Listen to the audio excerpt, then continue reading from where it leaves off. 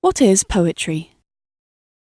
It's always very hard to answer the question, what is poetry? Because it's become so diverse, all the way from the traditional forms like ballads and nursery rhymes and lyrics, through to very free forms that can be almost any shape on the page. But one common aspect of most poetry is that you don't have to explain where you are, who you are, or where the poem is going, and you don't have to resolve things in poems. So it can just be the middle of an experience, if you like. Now, of course, not all poems are, but basically you have that option in poetry. Why do people write poetry? I think people write poetry because they want to express something about themselves. At least it nearly always starts out like that. I mean, some people want to write about big, grand things, important things, political things, aspects of nature, the eternal aspects of the sky, the universe, or whatever. But there is always a sense around poetry that you're expressing something that is yours. I think it's a bit of an illusion because, we're very social beings. So in the end, you never really express something that's purely yours. You're always expressing something social, but that's what it feels like from the inside. What are the main things that poetry does which prose doesn't? Most prose operates in a way that is concerned with outcome. If it's non-fiction, then it'll be logical, chronological, it'll be some kind of observation, investigation, something along those lines.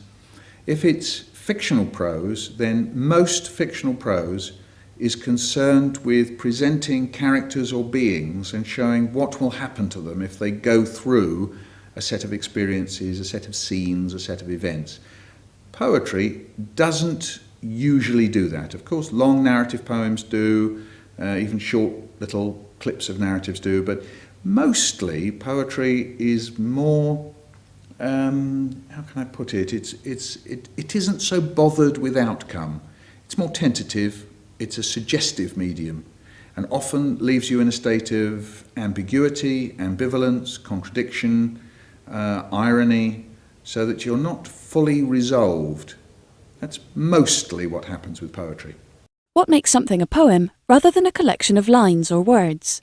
I think it's very hard to say what definitely makes a poem. People want to make rules, and the moment you make the rules, you find that there are some great things that have been written that break those rules. In the end, poems are observations or collections of words and phrases that get you thinking. They invite you to ask questions, to be puzzled, to be curious. Are there rules for writing poetry? One phrase that I quite like about poetry is where people say that poems make the familiar unfamiliar and make the unfamiliar familiar, and they do that almost at the same time. And I think that's as far as I would take it. Anything else starts being too controlling and saying that it's got to be this shape or that shape, or it's got to have rhythm, or it's got to have rhyme, or whatever it is. I'll sit with that. I think that's good enough for me. What makes a good poem?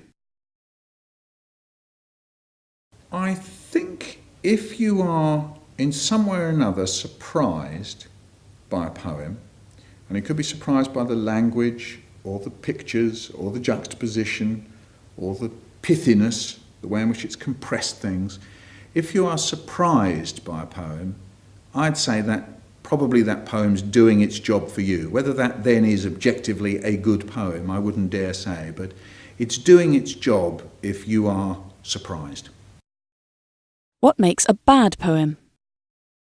I think if you read a poem and think you've been there before, you've read it all before, you've seen it all before, then the chances are it's a bad poem for you.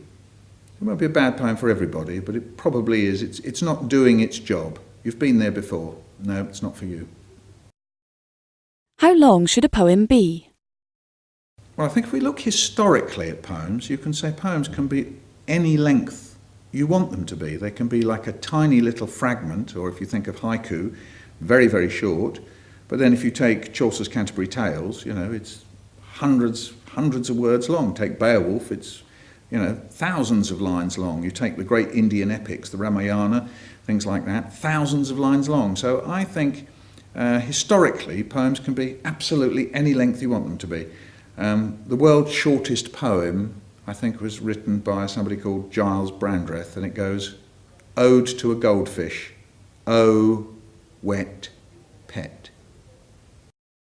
What's the difference between poetry and song lyrics? The question of whether poems and song lyrics are the same or whether they're different, I think turns on the fact that song lyrics can get away with supporting themselves with a melody. So that you can say something like, "I love you," or "love, love, love," over and over again, if there's a sufficiently good melody to, if you like, assist the word. Poems can't usually get away with that kind of repetition or ordinariness. There has to be something about a poem that is more intriguing, more surprising to draw you in. But that said, there's plenty of song lyrics that, in fact, if you just put them on the page, they read really well. Take McCartney's Blackbird, or one of the most well-known poems in the English language, The Owl and the Pussycat, which was probably written as a song anyway.